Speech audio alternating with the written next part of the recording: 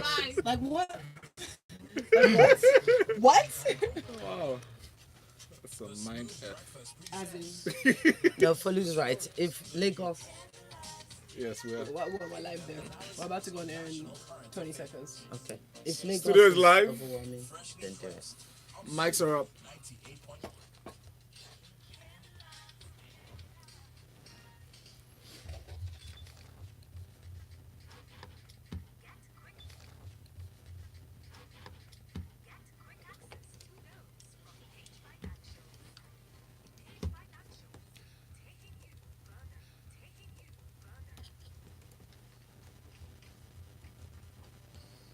A very good morning to you, and thank you very much for joining us this morning. You're listening to Smooth 98.1, and this is a part of Smooth Breakfast with Folu. And with Valentine. Time for us to go into detailed analysis of our newspaper stories this morning, talking about freshly pressed 981. Helping us go through the analysis. 981. Helping us go through the analysis this morning, we have got Miss Ireti Bakare-Yusuf in the studio, also known as Sisioge Lagos. Good morning. Bonjour. Bonjour. And we have got Nwaji in the studio. The corporate MC is his handle on Twitter. Good morning, Nwaji. Good morning, Folu and Valentine. How are you guys doing? Fantastic for Feel Good Friday. So, Aji, quick, very short story. During my holidays, a couple of people told me some nice things about your voice. Oh. So I thought to tell you to, share the compliments. Okay. Yeah, Compliments received. I'll tell you more after the show.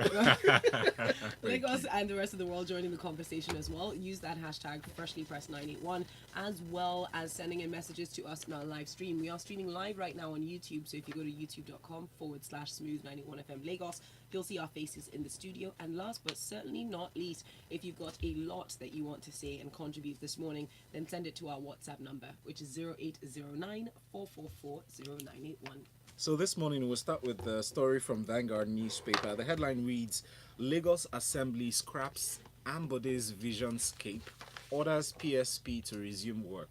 Wow. Ms. Ireti?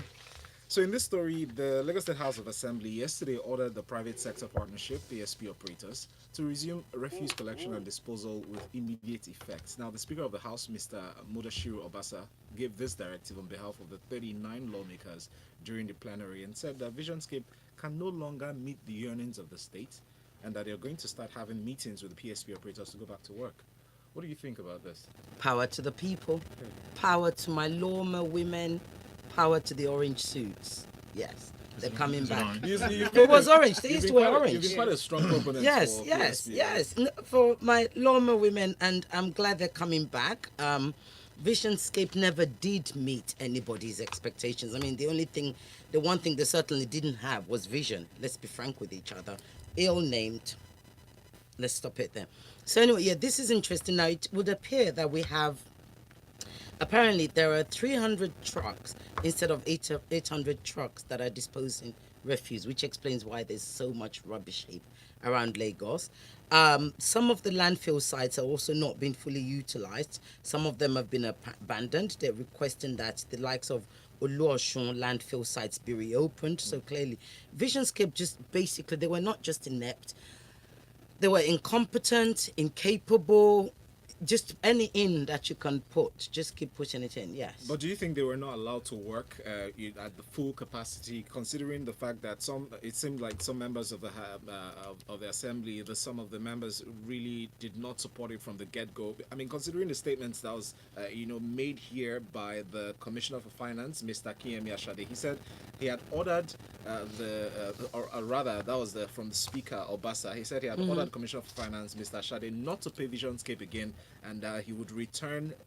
He told the finance minister, commissioner, they should return any unpaid money. Return any money that he paid them. Yes. If he went ahead against their Yes. directive. Yes. I mean, given all those Well, okay, restrictions. Well, it's not so much that. Is that he also said that nobody discussed Visionscape with them. So as far as they're concerned, Visionscape doesn't exist. So there you go. When you had a governor, one of the things that Ambode was accused of was not listening. Absolutely. And not being inclusive. But it's one thing to not listen. It's one thing for you to feel left out of a conversation. It's another thing for it to be legal, which it was. It was enshrined in law. We remember because we discussed it. So we had problems, issues with it, but it was there. So for members of his own government to deliberately refuse or try and stop the funding for the project. It's part of what caused the But problem. and this is democracy. When you don't get into the point where you've had a how do you say, it should have been discussed in the House. It should have been And done clearly, legally. yes, They should have yes, legally stopped legal, it. yes. This doesn't sound like they legally Well, stopped it. even if they, I'm quite happy. I mean, honestly, Okay. sometimes But we need to take the rough road. very I'm quickly, quite happy we're taking the rough road The in other this thing one. is they're trying to go back to landfill sites. Now, landfills are a There you go. problem across the world. There Not you just go. being ugly, but they're dangerous in a lot of ways. Toxins, They leachate, explode. they Yes. literally blow up, which we had an explosion earlier Recently. this year. So trying to go back. And to and that. I and this is part of the problem, because they're going back to that because we've gotten to a point where we stopped doing managing our refuse the way we were managing it before. It's taken a long time. What most people tend to forget is that Lagos was not this clean. Well, I'm talking about BRF's time, not Ambode's time. Lagos did not get this clean overnight. It's taken 16 years of continuous work, okay, for Lagos to get to this point. And one of the things that Lagos State also started to do was to do trash to cash. Okay, what has happened with that? So a lot of the initiatives that actually supported, if you like, proper, safe refuse management, a lot of them has been abandoned. So they're clearly having to start all over again. The interesting thing is you also have in here, you have Ekpe landfill site, and the commissioner for Ekpe is saying, no, you can't bring this to Ekpe because we don't even have an industrial estate. We don't have any industrial Dump capacity, and we also have contaminated water. So it's almost like, this is what happens. It can take 20 years to build something, and it takes 2 years to destroy it. So they've now got to start all over again. I am certainly not for landfill sites. I went to visit a property with my friend yesterday. I'm behind it, just in Oniru. Huge landfill site. And that's a problem. And it's an unofficial one, even worse still. Thank you, Mr. Ireti. Moving on to Premium Times now for this next story, Waji. The headline reads, Why embattled NHIS Executive Secretary Usman Yusuf was suspended again. So the Abuja head office of the National Health Insurance Scheme was on Thursday thrown into jubilation as all the staff seem to be celebrating the announcement of the suspension of the executive secretary of the scheme, Usman Yusuf. They said this is the second time in 1 year that Mr. Yusuf, who's a professor of hematology and oncology and bone marrow transplants, a lot of credentials there, has a reputation for seemingly disrespecting laid down rules and constituted authorities at the scheme. They said he controlled the ministry with an iron fist. Waji. For me, it's always very sad when the news about certain organizations as the NHIS is now about the leadership and him ruling with an iron fist and everything else, and then you actually forget what NHIS is meant to do, which is basically a scheme set up to ensure the financing of healthcare costs and management of Nigerians because of how expensive healthcare is, and that's what it was there for, to ensure that people have affordable access to healthcare. So when the conversation now shifts to people jubilating because the Oga at the top was now ruling with an iron fist, and then he was suspended at one time, then the president now intervened and brought him back, and the guy did not ascend or listen to particular rules or regulations, it just becomes preposterous, in my personal opinion. And it's a lot of energy and a lot of time spent on things that, frankly speaking, don't matter. All right? So whatever the issues were with this individual, Usman Yusuf, let him go, because clearly he was not the leader for that particular organization. Bring in somebody that has a good mix of a medical background and some administrative management background that can run the organization, understands the nuances and the context of how that operations are meant to run, so that way we can have a well-efficient oil machine. In the absence of that, you're going to have these continued conversations. I mean, the staff are breaking out in jubilation that the man has been removed. Okay, fine, but what does that have to do with the day-to-day operations? What does that have to do with the end users, the individuals who need access to healthcare, people who are waiting for the cost of those things to be managed properly so that they can get better? When you shift away from the core focus of what you're supposed to do, these are the conversations you start having. And when you get into this article, it's now back and forth as to what he was meant to do, the fraud issues and everything else. But for God's sake, we're talking about healthcare. We're talking about something very, very vital. When we should not be getting entrenched in the inner workings and the machinations of whether the leader is supposed to do this or do that, because it just takes away from the core conversation. Yes. What we should be talking about is how much funding does the NHIS have to be able to afford people with the necessary healthcare so that they can live lives properly. When you now begin to look at statistics as to, the average, the life expectancy of male and females, you should get worried. I'm not talking about whether or not this man was running this organization with an iron fist. So this for me is one of those passion issues that really just take over when you now begin to talk about, okay, is this what the core focus is? Should we be worried about whether the leader is capable of doing the job, or should we just ensure that we put somebody there with the right perspective that can ensure that the end users at the end of the day, specifically with healthcare, are benefiting from it? Thank you very much, Nwaji. Very quickly, we'll go to this next story from Guardian newspaper. Udoma doubts 12-month calendar for 2019 budgets. We recall that for this one, the Minister of Budget and National Planning Minister Udoma had expressed doubt over returning Nigeria's budgeting cycle to the traditional January to December calendar. If you recall, that was one of the promises from Buhari's administration when they came into power, saying that they were going to return the calendar to the January to December cycle. But as it is right now, we've almost moved past the half of October, and still it hasn't been presented yet. That's 2019 appropriation is yet to be presented. What are your thoughts on this, Ms. Ireti? And this is why you've got to respect. You know, I like senators and ministers, should I say, who not only are they honest, they're unafraid to tell us the truth. What he's basically saying is, look, we're going into election period. Now, and at that point, we know that all our lawmakers are going to be busy and distracted with their relevant constituencies, and parties, etc., etc. However, even in spite of that, we should have by now handed over and presented the budget to the House.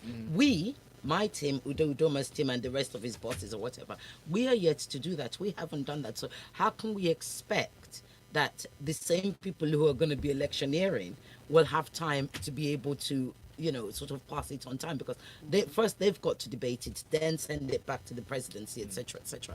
And he gave a very good example. Even the one that they gave early enough, it wasn't signed off. You know, 2018 wasn't signed off till May. Then it finally got passed in June. That took like 7 months.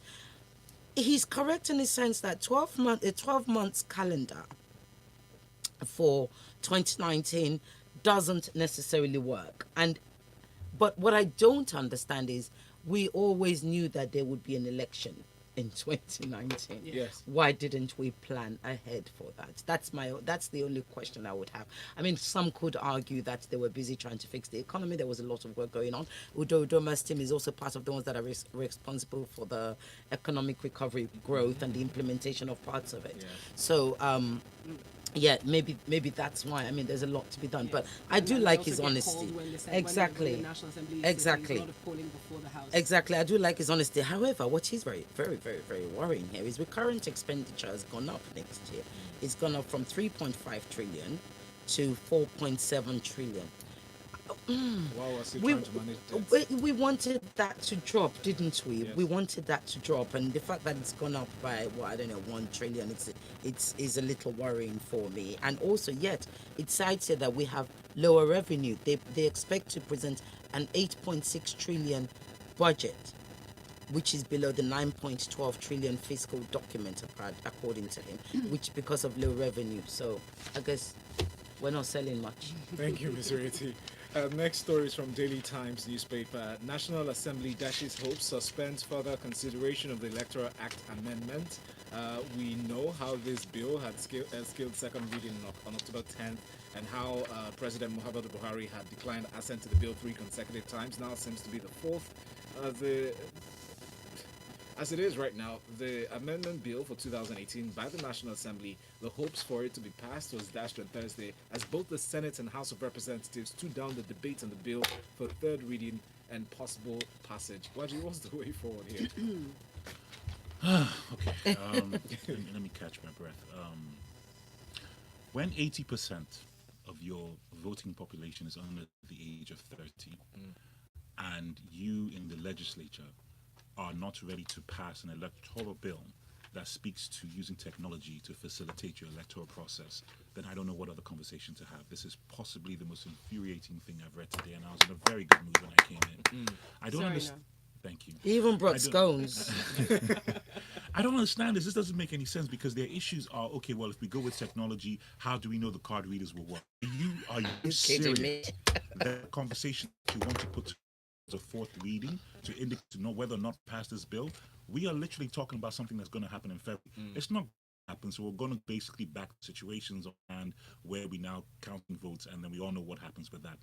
if we cannot begin to think progressively as a nation and move towards where the future currently is, because we're living right now, then we are never ever going to succeed with anything that we're trying to accomplish. You cannot fight technology. The technology is here. It's not some new component that exists out in cyberspace that you need to acquire. These things are here. There are a ton of organizations operating in Nigeria that have card readers, that have these kind of voting machines. It is not something you have to necessarily import, or I mean, not that you have to import it, you have to bring it in, obviously, but the process of doing that is not particularly difficult.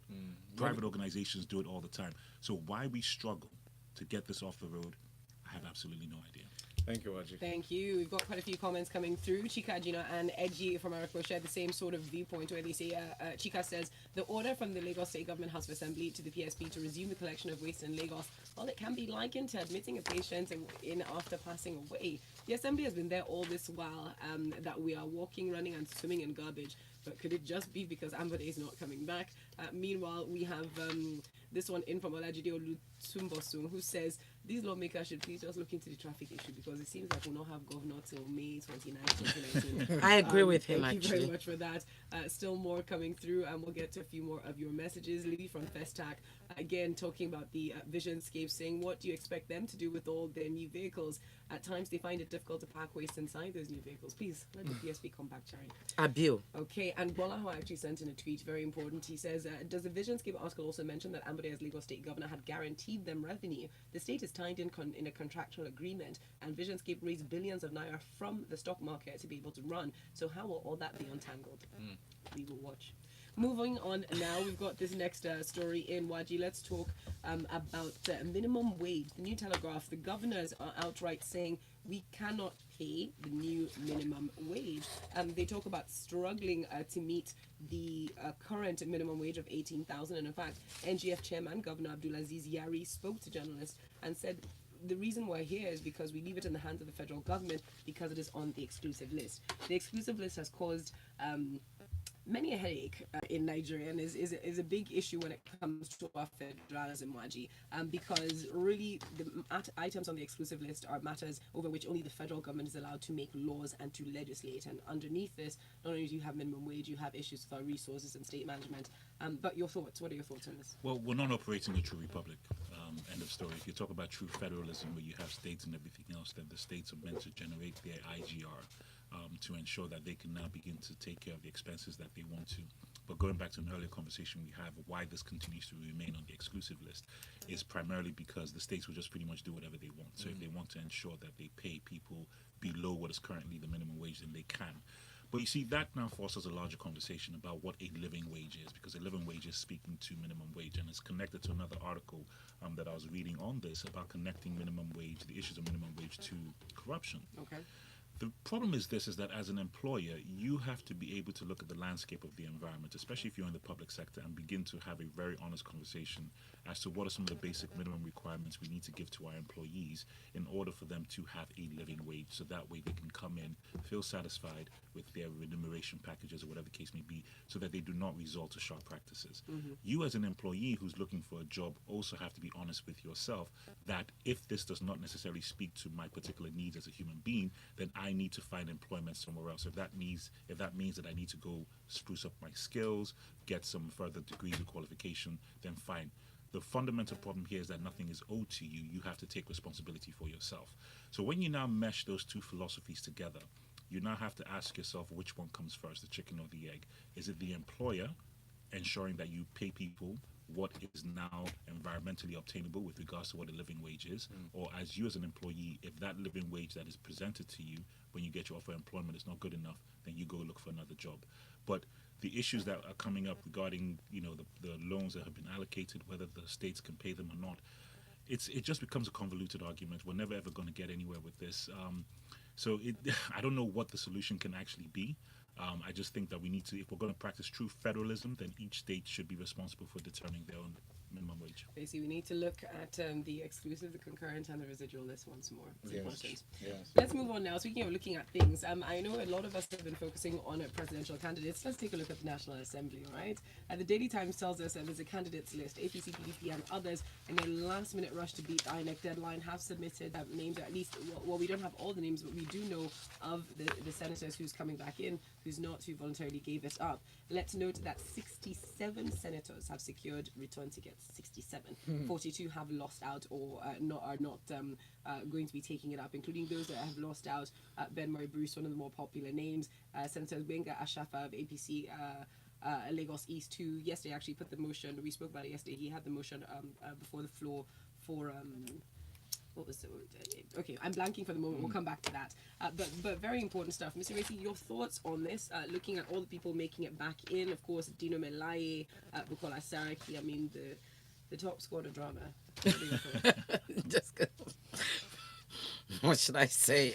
How do I put this nicely? Okay, let's look at this in context of, we're talking about voting now going to the 2019 elections. People want things that are new, but how many of us pay attention to who is returning and how very much the same the National Assembly is looking? You're very, very, very correct. And that's one of the things that, we have to start looking at.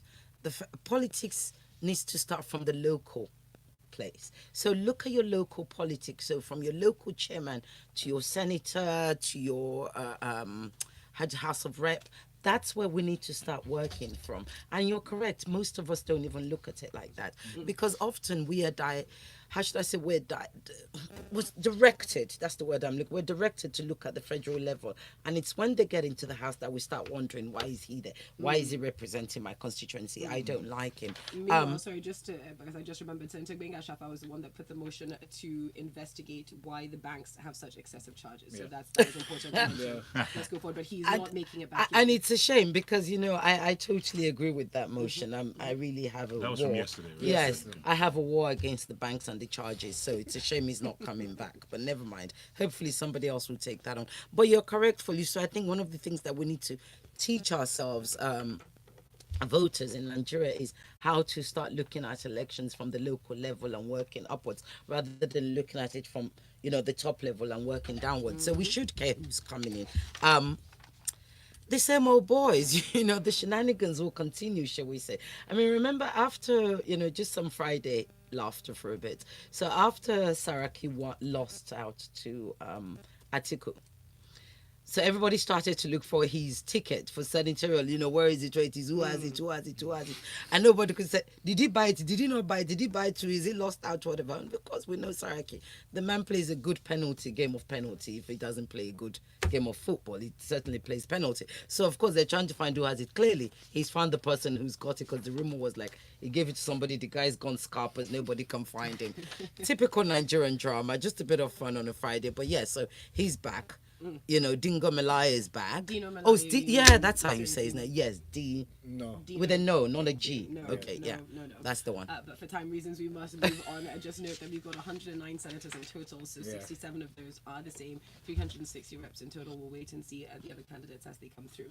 Up next, very interesting story here from ThisDay newspaper. Delta governor canvasses for the abolition of the death sentence. That's State Governor Ifeanyi Okowa. And the reason this came up is because the Presidential Advisory Committee on the Prerogatives of Mercy, led by Mr. William Allo, was visiting, and they spoke about the importance of trying to rehabilitate and reform people in prisons. Obviously also touching on the issue of overcrowded prisons. No, but going over to Waji for this one. What are your thoughts on this, Waji? This is absolutely beautiful. Mr. Ireti, you want to comment on this? Yeah, but it's absolutely beautiful because prison is about information, not about taking people's lives. And depending on your spiritual convictions towards how you see the world, you should not be in any perspective to that taking somebody's life is a way of punishing any particular human being. So this is absolutely amazing. Delta State Governor Okowa, well done for putting this forward. It's a fantastic thing to do. Very well written article, short but very concise, very to the point. I'm actually very impressed with the language that was used with regards to how best that this should happen, because it's about self-introspection at the end of the day. It's about asking ourselves, okay, fine, somebody stole a few bananas or some yam or whatever the case may be. Should that person be executed for that? These are the kind of conversations that we need to have. And if a lot of governors are currently in the position to, currently in the state of mind, according to this article, to not sign death warrants, then that's something that's a large conversation we need to ask ourselves. That should capital punishment be abolished in a country like Nigeria? So that's where I would come from, is that this is something we need to eradicate. I've never ever subscribed to it, even though there are overwhelming perspectives that point towards it. But none of us should be in a position to think that it's okay to take another person's life. Mr. Ireti, very quickly. Well, I totally agree with Waji, but one thing I will say is I don't necessarily think, I think we're giving the governors too much accolades, if you like, if we say that they're not signing the death penalty because they don't want the death penalty. I think it's actually because they're shirking in their responsibilities and most of them don't care. That's number one. Number two is the fact that, yes, this is very, very good. And one of the things that he says that really, really sort of connects with me is he says, we need to, even when they come out, we need to help them see life differently. reintegrate back into Yes, society. we need to help That's them the see whole life point, yeah. differently and acquire skills to live better. That for me is the most important. But even more so is if we're going to abolish the death penalty, which I think we should anyway. Nobody's used it, so it's just layman there anyway. What we should do is build more prisons. All right. Let's keep it Build it, moving. build. Let's see if it will happen. From the Guardian newspaper, it's our final story. Mr. Ireti, this is your story. Panel on alleged Ganduje's bribery is seeking police protection. They've asked the police to protect them. Now, this is coming through from the chairman of the committee, Bafa Baba Dangundi, who made the demand yesterday, saying that they're going to start their public hearing next week. So clearly, Mr. Ireti, your thoughts? Oh, I don't know. I'm the only one that hasn't seen this Ganju dollar video, Ganju money. Oh, You haven't? I haven't. I know. Have you seen the You one with the guys don't audio? care about me anymore. It's You the don't send best me thing anything. ever. No, I haven't. But let's talk about We this should because actually have it on 2 our minutes YouTube left. 2 page. minutes. Yeah. 2 Yeah. minutes. So it's freaky. It's scary, right? Because clearly it's not often you get. They obviously feel that their lives are being threatened. And there's a quote here that I'll read out. It says, "We don't want any member of the committee or witness to be humiliated or intimidated. We are committed." And the investigation will be open to allow transparency and justice for all. So should they give them protection? Of course they should. Let's get to the bottom of it, but I doubt we will. Oh, thank you very much for that, Mr. Ireti. We've got a few comments up on our live stream. Folasha Defayom is great news. PSPs are back. Worried about going back to landfilling. Sounds retrogressive. Not a Very fan of much so. Visionscape, but can they handle end of line waste and focus on waste of power generation and recycling? Good point. Joshua Moore says technology for election is good, but our desperate politicians in the Nigerian system will not allow it to work. Period. And he goes on to say, "Who's playing with this?" Okay. You can talk to PHCN about that. Yeah. PHCN can address that issue. We've still got more messages coming through on WhatsApp. Henry Manuel says, the same man that appointed the NHIS boss, appointed Adebayo Shitu, appointed Solomon Dalong, Yep. and they've all get demonstrated it. that they are unfit to keep their positions. Good point. But even when some are suspended, he will bring them back. Maybe the NHIS staff celebrated because this time he will not get a second chance. Okay. Bolaji from Akoka, meanwhile, says not paying attention to individuals who represent us at the Senate and House of Assembly is one of our major issues. And the I country is only as good as the laws that are Absolutely. passed. All right. This one is in. From Comrade Fenuga, it says, "I just wondered if the House of Assembly members live in Lagos at all. Let them also look at traffic and security. These things must be addressed now. Abolition of death penalty," he says, "is a good idea. Prisons should be rehabilitation centers, and let efforts be channeled to reformation, rehabilitation, and reintegration." That would be very, very good. While we've got this one coming in from Edgy from Ariko, who says, "I haven't quite recovered from the brilliant move with respect to bank charges by Senator Ashafa yesterday. Is he speaking now because he will be joining us in the streets come May 2019? I'm just thinking aloud. Wow, guys, fantastic. What Ade from Ijesha says, the governor's finding it difficult to pay common 18,000. Yet EKDC don't see it irresponsible to save me, a tenant, with 20,000 naira monthly bill. Wow. On that note, we're done with Freshly Yes, we Pressed are. for this morning. Big thank you to everyone who joins in the conversation, to everyone who listens and is joining in their minds. We know you're out there as well, so thank you. And of course, our analysts, what would the show be without them? Miss Ireti Bakare-Yusuf. Find her up on Twitter. I know a lot of you always have comments for her, so go over to her. Not always nice ones, but bring it on. You are prepared for it all. We trust you. And we've got Waji as well, who you can find as the corporate MC, so you can address all your compliments about his voice to him Yes. directly. And me as his manager. We will no longer be fielding your subtle questions and your subtle asks. Please ask the corporate MC on Twitter and on Instagram. Yeah, and here's how I respond. Yeah, you can call Aji. Lagos, coming up next, we're going to talk about stories inside of the locker room. It's about sports coming up in 15 minutes. Good morning.